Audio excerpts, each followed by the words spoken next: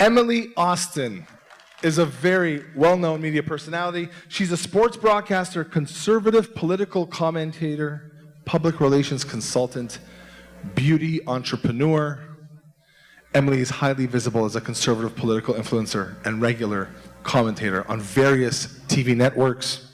Born in Brooklyn to Israeli parents, she was raised in a modern Orthodox Jewish home and has become unapologetic, high-profile advocate for Israel and Jewish pride. Yes. Emily focuses her political activism heavily on pro-Israel advocacy, combating anti-Semitism, promoting conservative American policies.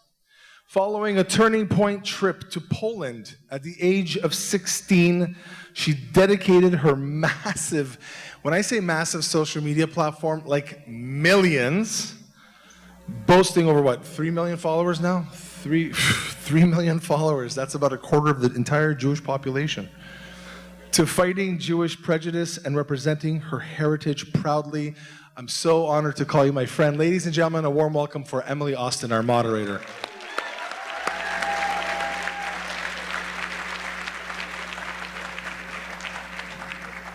Nice and slow. It's like the Grammys, don't fall. I know, I didn't fall at the Grammys.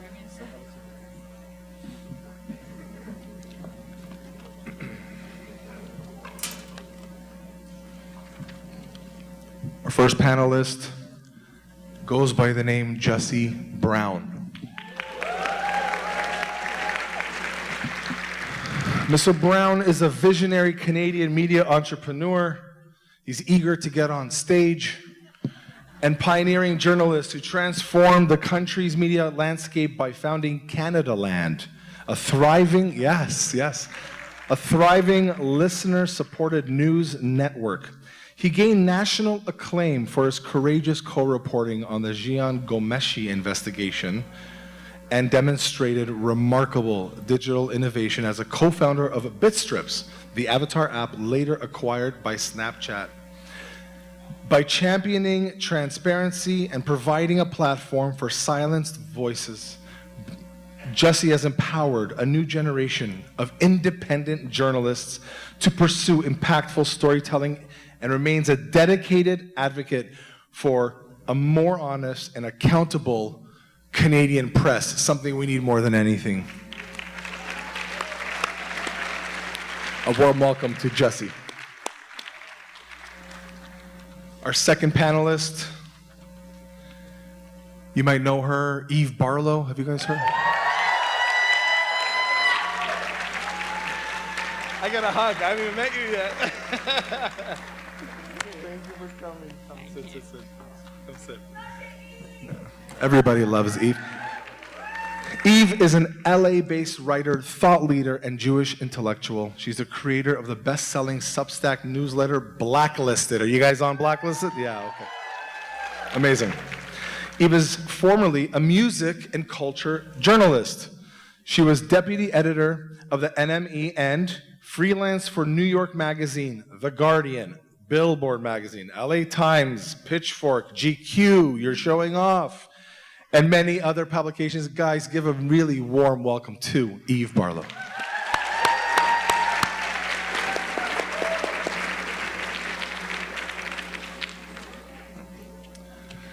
Our final panelist is an incredible person. I think you guys know her, Lizzie Savetsky. You guys know Lizzie? Everyone's coming up. Come. Oh. Yeah, you got a hug. I got a hug. Come sit. Yeah.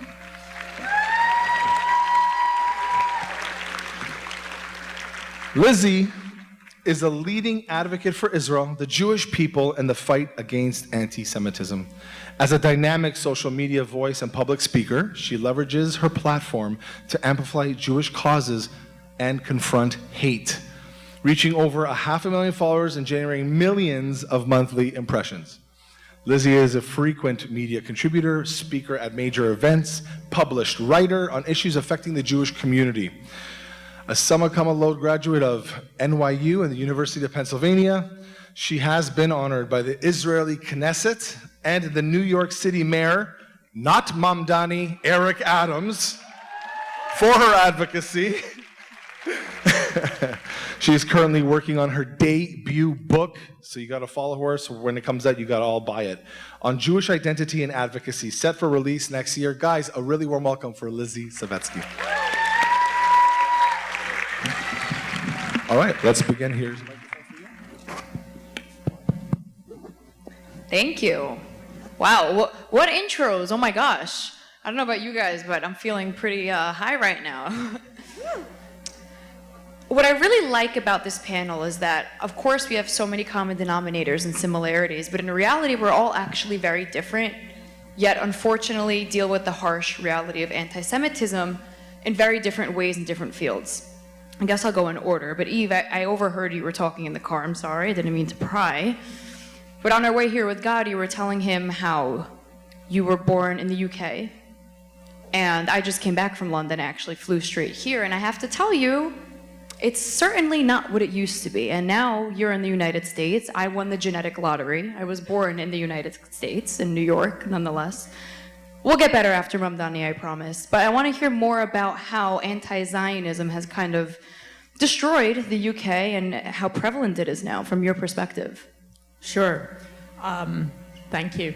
Anti-Zionism has managed to weave its way into every stratosphere of British life through elite institutions, through our cultural institutions, our universities, our politics, as legitimate criticism of Israel, as an intellectual pursuit, as an elitist pursuit. And the damage is now, fully visible to everyone. We see the news, these terrible stories emerging all the time. What happened in Golders Green even just a few weeks ago is absolutely devastating. Golders Green is a really safe environment for not just Jewish people, everyone. So, this sends a knife into the heart of all British people, not just the Jewish community, but people are still afraid to name the problem. People are still afraid to talk about what's really going on, which is this creeping Islamism, and anti-Zionism has been the Trojan horse by which it has entered our lives. And as somebody who was deeply embedded in the cultural body of the UK, I ran the UK's biggest music magazine. I saw this happening in, the BDS movement in 2010, 2011, 2012. The bands and the musicians that we were giving pages to in our magazine all suddenly wanted to talk about Palestine and Israel, and not from an intellectual point of view or because they had any critical understanding of it, but because they could wear it as a cool thing, a badge to say, I know about this, I care, I'm a good human being, I'm charitable, I'm moral, I'm standing on the side of social justice. So it's ruined things at every level, Yeah. We chatted about this in the car earlier, and I want to come back to you about specifically Jews in the UK and why they remain to stay. You gave a really good answer, and everyone should hear it. But Lizzie, similarly, you have just become the soldier for New Yorkers against Mamdani. Like my mother and I were deep social media freaks. Also, it'd be remiss to not mention that Lizzie's husband is a phenomenal plastic surgeon in New York. And yes, I've been to him. He's great. So I follow not only you, but your husband. And we watch you in awe because it's so scary to be a Zionist. They like to say it as a slur. You're a Zionist. You're a Zio. And you go literally into the protests and you scream Am Yisrael Chai, but I know it strongly and deeply impacted your career. Can you speak more to that? Yeah, absolutely. And it's been amazing to be on this journey with you, Emily, and I love you. And thank you for shouting out my husband. He'll love that. It's interesting because I moved back to New York from Dallas in 2022, so before October 7th, and I was already seeing this trend in the direction of, being called a Zio-Nazi, when I was cast, you may remember I was cast on The Real Housewives of New York, didn't actually film the show, but there was this huge uproar, and what they were calling me Liz Zionist, and I was like, I kind of like that. Maybe I should make that my Twitter handle. Liz Zionist, like as if it was a bad thing, is comparing me to a Nazi, a Zio-Nazi. And you know, it impacted my career in every single possible way, but it was almost like the hand of God, because I think what happened was in 2021, I made a decision to come out for Israel unapologetically. That's when I first learned about Eve, connected with Eve. She was on the front lines already speaking up, but there weren't many voices on social media, especially on Instagram, speaking up, people from the mainstream world.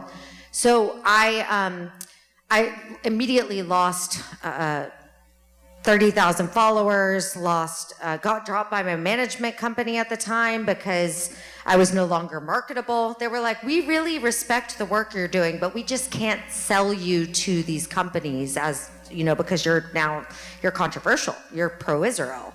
God forbid I support my ancestral homeland when they were just attacked, innocent civilians killed by a barrage of rockets from a terrorist organization. That's a bad thing? Sorry. So it was so clear to me that it was such a gift that it was just, there was no turning back. And I feel very grateful. You know, it wasn't like this overnight pivot where suddenly I had a speaking career and was being respected and could sit on stages like this. It wasn't, you know, it wasn't a beautiful transition like that. I lost a lot before I gained anything, but I always had my integrity and my self-respect for doing what I knew was right, which is how could I have a platform and not use it for the Jewish people? And anti-Zionism and anti-Semitism have always been one and the same. Thank you. Amazing.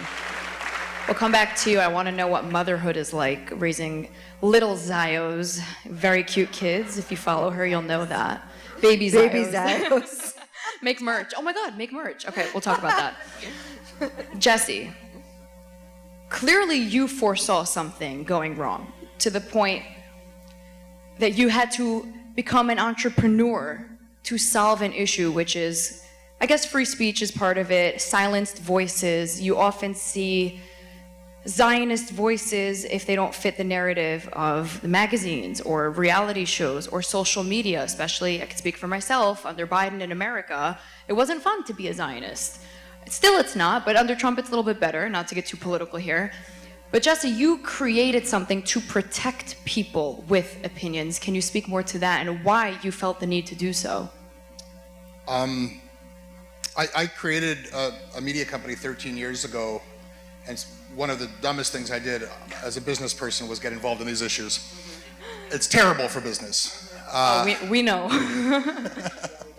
I want to take a step back, if I can, just for a minute to talk about, you know, we're here on this media panel, and this is extraordinary, and I'm so grateful to be here, and it's wonderful to be amongst Jewish people and some not Jewish people and people with lots of different ideas.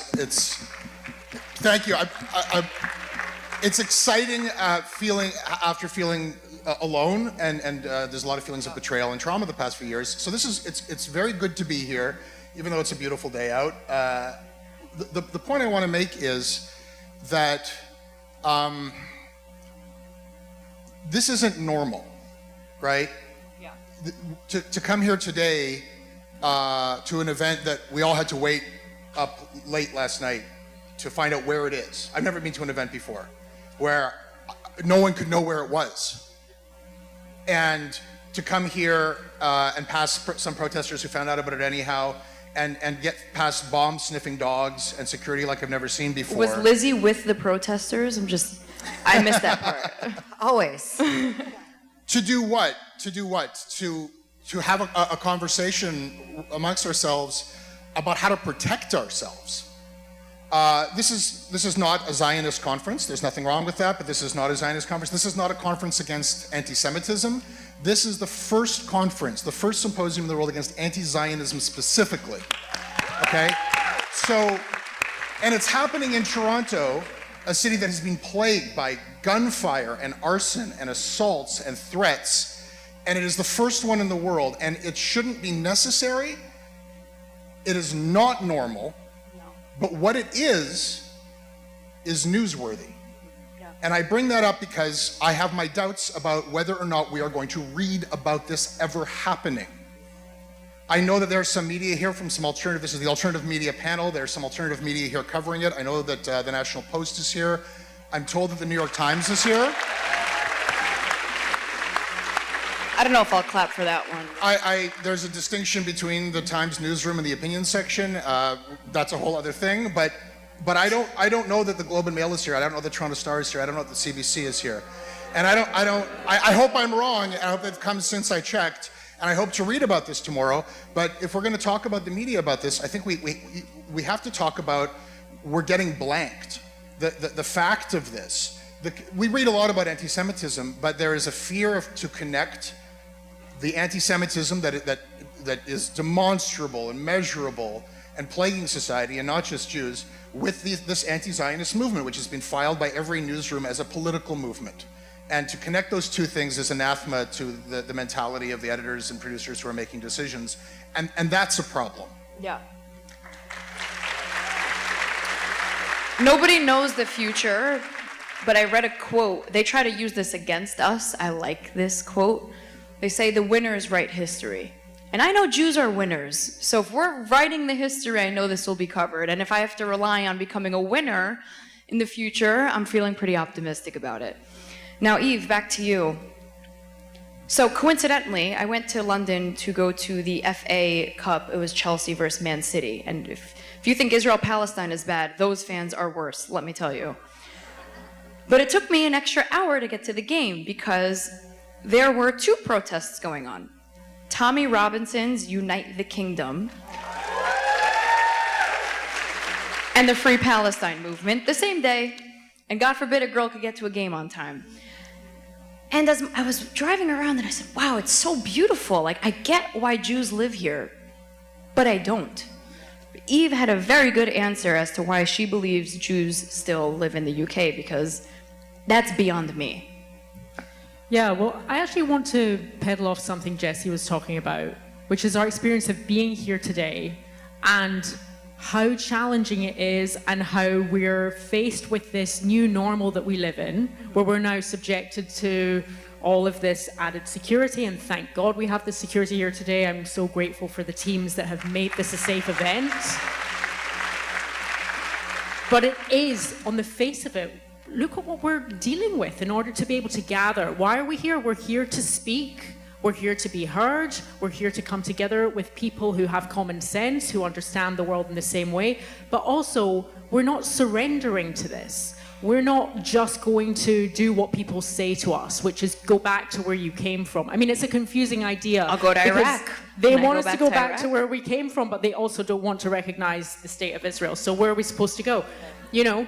But we're not going to Israel at the moment. We're staying in the countries where we were raised, where we've been born, where we've grown up, where we've contributed to, because we're proud. And I can't speak for Canadians, but I think there must be a lot of proud Canadian Jews for you to remain here despite everything that you're experiencing right now as a community. And a few weeks ago, after the Golders Green attack, I tweeted, British Jews are actually more proud of where we come from than a lot of British people right now. We would have to be to keep fighting for British values, which is what we're trying to protect. We're not just trying to safeguard ourselves as Jews. We are people who are immensely grateful that the UK took us in. Many of our families, including my own, at the beginning of the 20th century, so we did not endure the Holocaust. We came before, after the pogroms in Russia, in Eastern Europe, and we were proud to be British and to contribute to British society. We are diametrically opposed to the people in our countries now who are pushing these extremist ideologies, who are not proud to be British. They are not proud to be Canadian. They want to bring an ideology into this country they do not want to assimilate. It's so interesting. You see it all the time. It's like people leave their third world countries to come to a phenomenal, functional first world country that suffers from suicidal empathy that allows them in mass. And then they bring the values that destroyed their country into this one. But it seems deliberate. So they know exactly what they're doing. Next, I would love if you can, I don't know if you touched upon it earlier, just tell people like when it was enough for you, but before that. First of all, when I met Lizzie, we're clearly good friends, as you can see. I was in the shock of my life that she had not one, but 3 children. You could see why. So I was like, oh my God, you are the most beautiful person and you're raising beautiful children because you balance motherhood so nicely with everything that you do. It's very badass. But now, being a mom, like I'm finally at that age where I'm like, oh my God, you know, I should be having kids. We have to repopulate the Jews, you know? And I think about raising kids today, and it's so frightening. I really think like, okay, I can't think now, but in 10 years, do I stay in New York? Do I go to Florida? How about maybe Dubai? Or like, I could go to Israel, but I don't want my kids dying. Like, I don't know. And now you have 3 wonderful children who walk the streets of New York talking about how Zionist they are. But what is that like in reality, to be the mother of the future Zionists of New York? That should be a show. Zionists of New York. There's like 5 of us. I don't know who would watch that. There's like 3 of us. Yeah, exactly. It, you know, it's the only time where I ever feel fearful is when it comes to my children. I feel like I'm able to really turn off that mechanism in my brain so I can just power ahead and put myself in these dangerous situations. But when it comes to my kids, I want them to be unapologetically proud of who they are. But of course, I have that mama bear instinct to want to protect them and want to shelter them. And so it's a fine line to walk. But, you know, what it really comes down to in our home is addressing our love for Israel by first understanding who we are as Jews. And actually, I learned from Stella, my oldest daughter. She teaches me so much. I didn't grow up religious. I didn't grow up going to Jewish day school. And so I learned so much from my kids. They've already far surpassed my Torah knowledge. And Stella came to me during her bat mitzvah preparation last year, and her parsha was Lech Lecha. And she had this epiphany that God says to Abraham, "Go forth to the land that I will show you, where I will make you a great nation, and you shall be a blessing." Meaning that the Jewish people and the state of Israel and our attachment to it and our mission to in the world to be a light unto the nations, we're all created by God in the same breath. And this is something that my daughter is teaching me about why it's important to be a Zionist and why there is no difference between Zionism and Judaism, really.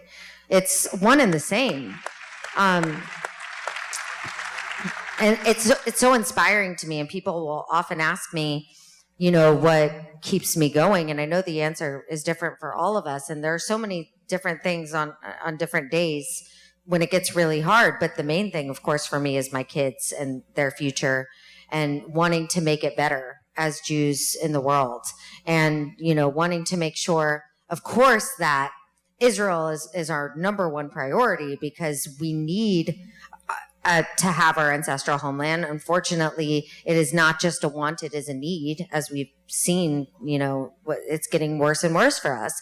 But you know, even more important than that is understanding who we are as Jews. So I love that. Yeah. We can clap.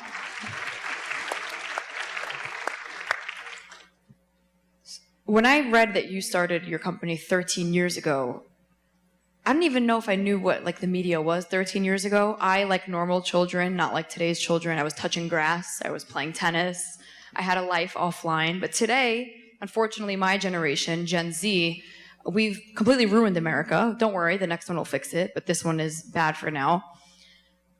And I want to ask you, sometimes I speak to my mentors who are a lot older than me, a lot older than you. And they always say, you know what, like, we had our own version of this. It's always been bad. I mean, one was born in the Soviet Union, so he had his own version of it. But when you started this, I know media naturally has a bias. It shouldn't, but it does. Was it ever this bad?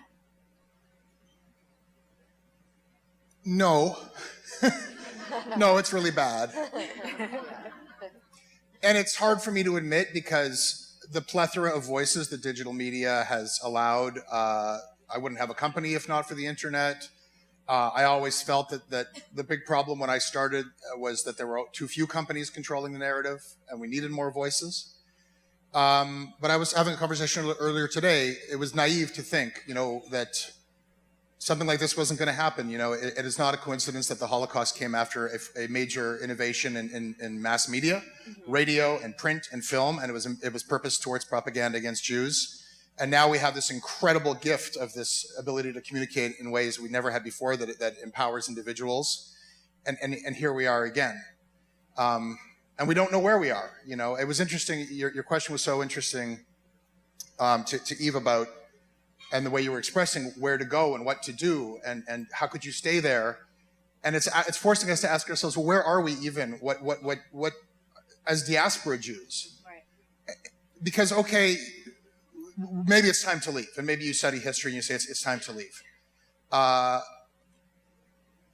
There are ways that we conceive of ourselves because of this digital media that are not geographic. And as diaspora Jews, we have a peoplehood that is not just about the soil that we stand on. So right.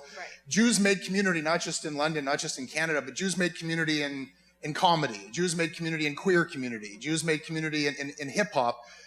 Jews made, and we're being purged, right? So you can leave your city, but if your community is based on any of these cultural or political or where we contributed, we were foundational in many of these communities, and we're not wanted anymore, or not as we are.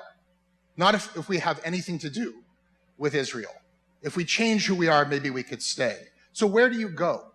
I don't know that there's a choice but to stand, whether it's a psychological stand or a geographic one, and speak and fight for where we were privileged to be born in the first place. And you're absolutely right that this is new for us. It's a shock. We came of age in a golden age, but this is not new for Jews. It's not new for Jews. We'll take this on the way that our ancestors took it on, and we'll prevail. By the way, there's no timer, and I can speak for hours. So Amir, when we have 5 minutes, just come here and start yelling at me. All of you fight in your own way, and I really like what you were speaking about, and what all of you speak about in your panels so proudly. What do you tell the people who would tell you, no, but I'm not anti-Semitic. I don't hate Jews. I just hate Israel. So you hate me. What do you answer to them?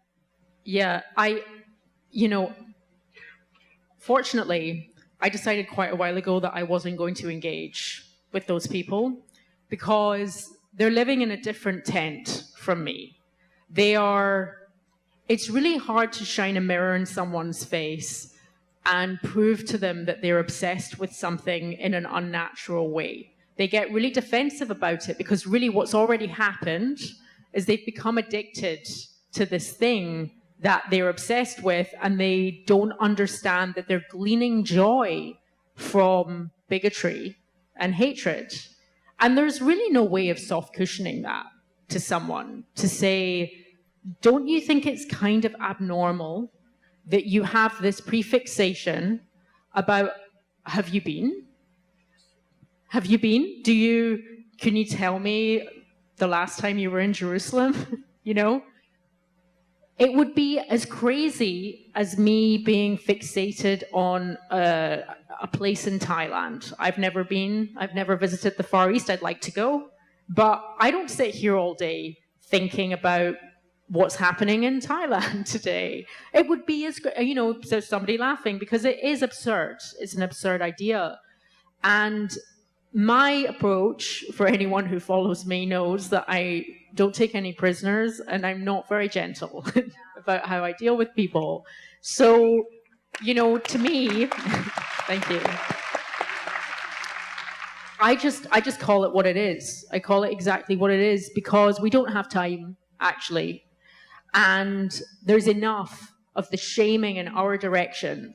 So if you're going to shame me for being a proud Jew and for standing with Israel, especially in light of October 7th, Especially this week, I have to shout out, if some people don't know in this room, the incredibly brave women who head up the Civil Commission in Israel have finally released their 300-page report about the atrocities committed by Hamas on October the 7th, especially in light of the truth that is now coming out, and there will be more of it.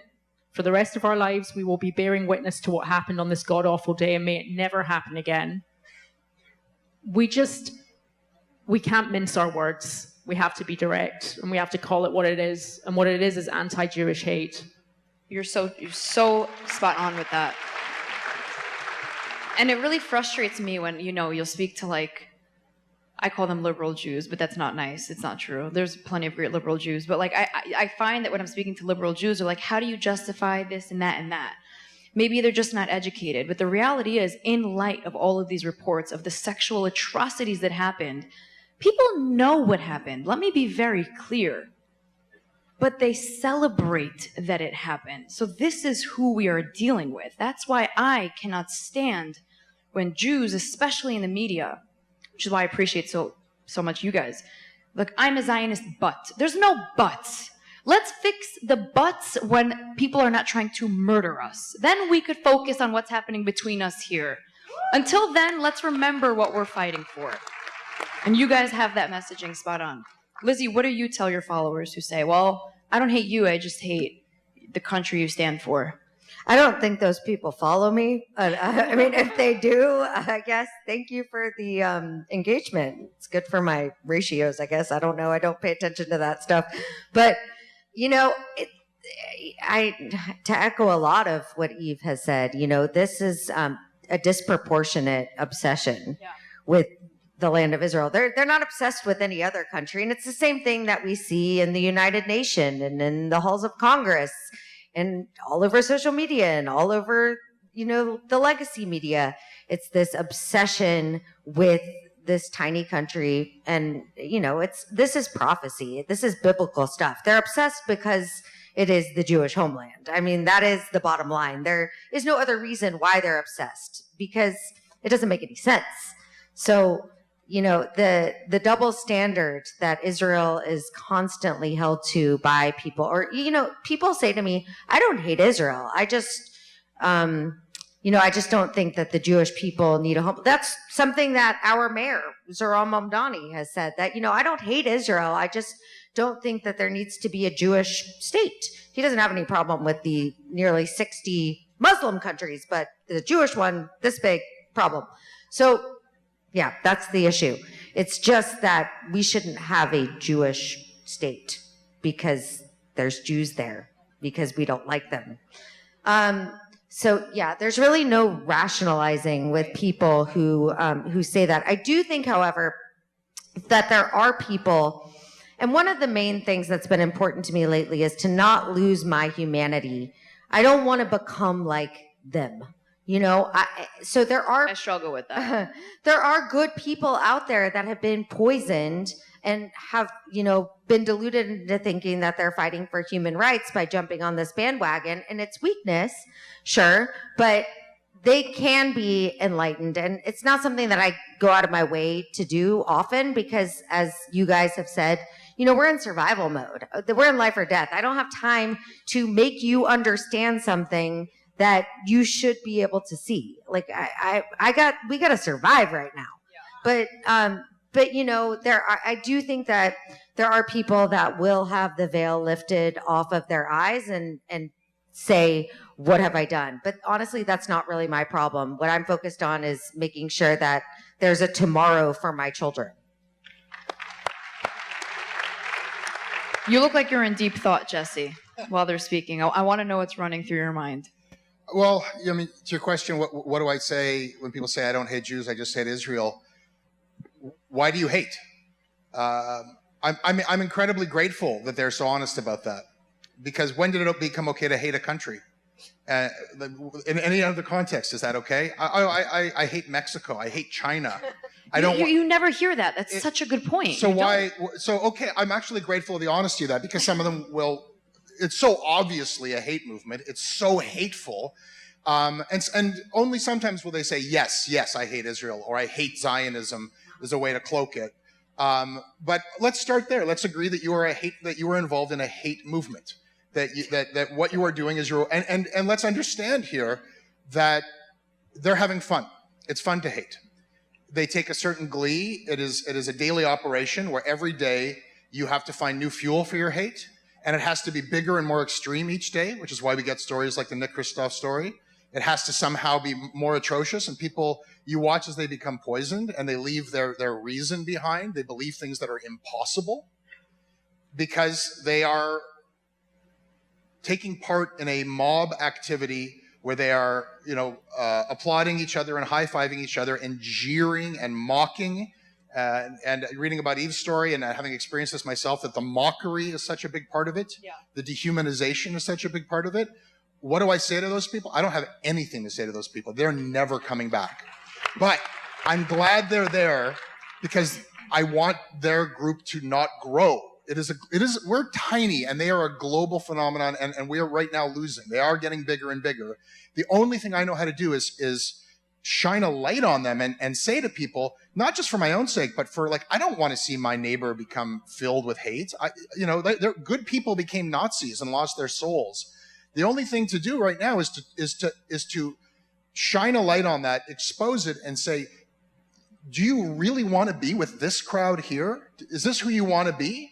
Because it's a pro-violence, dehumanizing, hateful campaign that it makes them really boring and unpleasant. You mentioned boring, and it's so interesting to me when you said, I don't have much to say to them. I have so much to say, and Lizzie, we'll talk about yours in a moment.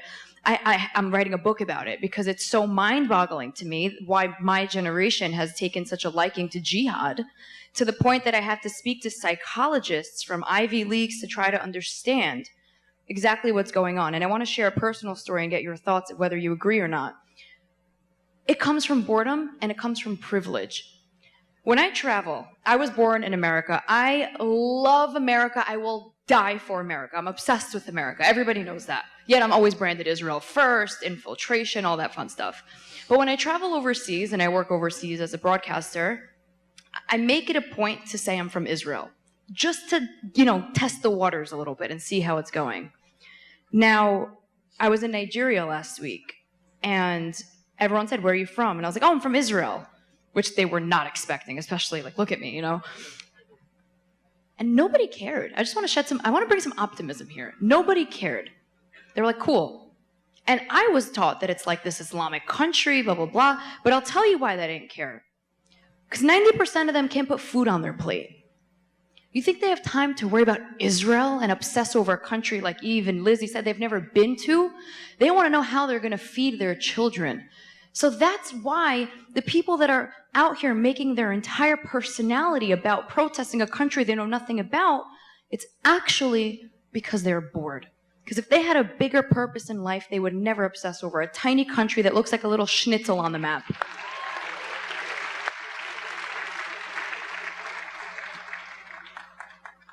So Eve,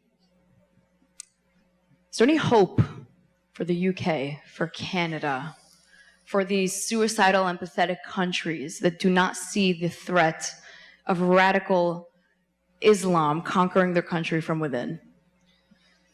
Woo. Is there hope? Oi.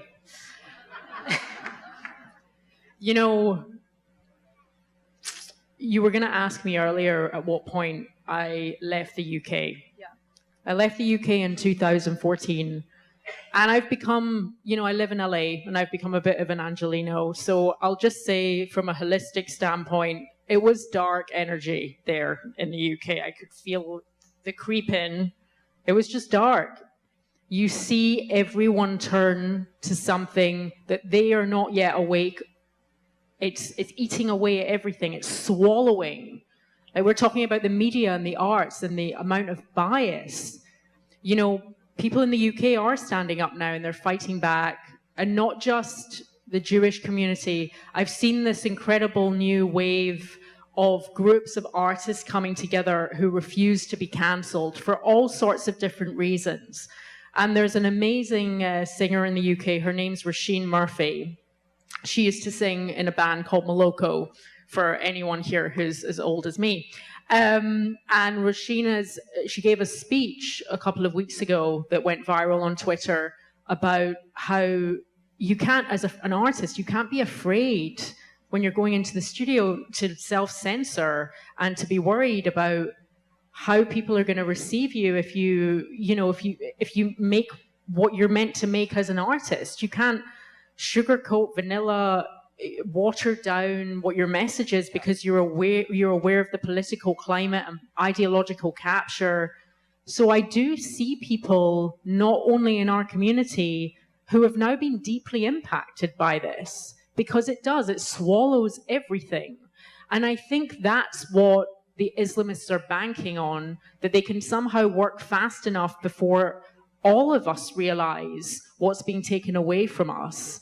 But there is a deeply woven liberal moralistic values in Western countries, and I just hope that more and more communities start coming together, because that is the only hope. The only hope are nations remembering who they are and what they fought for and what they value, and can see exactly how that's being taken from them.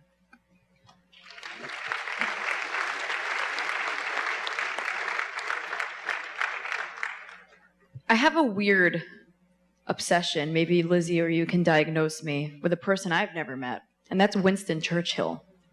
What would he say about what's happening in the UK? I'm really glad he's not around to see this. Yeah. However, we need him. So if anyone knows anyone, no. We could bring him back, Elon Musk, figure something out. Yeah, I have a poster of Winston Churchill on my refrigerator with the quote says, "When you're going through hell, keep going." You know? Wow. Well, we're there. We're going. We're there. We're walking through. Lizzie, last question for you and Jesse. Clearly, you have a lot to say, and you have no fear in saying it. But tell us about your book. Oh gosh, you know what? I was hesitant to even put that in my bio because I haven't talked about it at all. But it's been something in the works for me. You know, I don't know, for 40 years. I'm 40. No, I feel like we are in a red alert moment as Jews. I don't feel it. I know it, and I just want us to stop apologizing for who we are, for our commitment to our homeland. Enough with the waxing and waning and neither here nor there, and I'm pro-Pali, but I'm also pro-Israel. Okay, you know what? You're not pro-Palestinian. We don't need to, enough. So I'm writing a book about being unapologetically Jewish, and it is a call to action for every Jewish person in the world today to stand up and be counted. I am writing it so that it can be understood and digested by a middle school student. You know, I'm having my kids be my test readers. This is just something that I feel like is an urgent message. I wish that it was published yesterday. So that's where I am. No more apologies. That should be the title. Take that quick. Okay, I'm taking that. Jesse, just final thoughts overall. You mentioned today is kind of not normal to be in a friendly environment, how even getting here wasn't normal, the protesters. But overall, are you optimistic about the future, or do you feel that there's a lot more work to be done, or maybe both? I'm short-term pessimistic and long-term optimistic. I feel like what has been unleashed, what has been stirred up in people has not run its course yet. And I don't know what the end of that is. I know that the police have thwarted something like 7 attempts to kill as many Jews as possible in Canada. And I wonder, well, is one of these going to have to get through before something changes? But then that happened in Australia, and I don't know if anything changed there. So I don't know. I'm sorry to be pessimistic in that sense, but am I optimistic in the long term? I am, and it's something that you alluded to before. Like I said, I'm feeling our size. We're tiny, and unfortunately, when you represent this small amount of the world, You can try to take control, you can try to be strong, but things are done to you. There's only so much, we don't have that much power. I wish we did. But I agree with what Eve was saying, that what is happening, what starts with the Jews doesn't end with the Jews. And the ambitions of this hate movement go far beyond the Jews. They're explicit about it. They want to rip Zionism out of the foundations of civilization. They want to globalize the Intifada. They see it everywhere. They see every other cause as somehow linked to this cause. And I think that people are starting to wake up to that. And I think we have to find, as much as it's important to kind of drawing together, and the silver lining the last few years has been rediscovering community and collaborating with Jews and becoming part of community in a way that I hadn't before. But we cannot lose our connections to everyone else. We have to find the allies. In Toronto, what was it, over 300,000 Iranians marched against the regime. And they are called Zionists too, by their enemies. And I have a Lebanese colleague who is telling me that in Lebanon, the people who are happy that Hezbollah has been marginalized, they are called Zionists. So it is something that is thrown at you, and it is not only thrown at Jews. And this is, we all have to understand that this is an antisocial force that wants to do a lot of damage to a lot of people. And that's the message we have to spread to people. Absolutely. I'll end it with an optimistic message from the Rebbe. So we think about our future and where we'll reside one day. And I always say I don't want to live in Israel, but not because I don't value Israel. I just feel like it's giving our enemies exactly what they want. And then I started to ask, like, wait, I know the Rebbe never went to Israel. And there's speculation as to why, but my favorite answer was the following. My grandmother, we were born in Brooklyn. My parents would see the Rebbe all the time. And apparently he had told my grandmother and many others, he said, I can move to Israel, but then I can't come back because there's a thing. Once you go to Israel, you're not allowed to leave. He's an ultra-religious Jew. And then he said, but what about, he said 3 million. What about the 3 million other Jews? Do I just abandon them? And I really think about that all the time because I see this mass hysteria on social media, like, Jews, it's now or never, go to Israel. Okay, but what about all of you? Do we just let everybody win? Do we let our adversaries win and our enemies thrive? And number two, my final message to you all, and then we have to go. Let's have more Jewish babies. Like, let's do that. That's the best way to win. So on that note, let's listen to the Rebbe and let's have Jewish babies. Thank you, guys.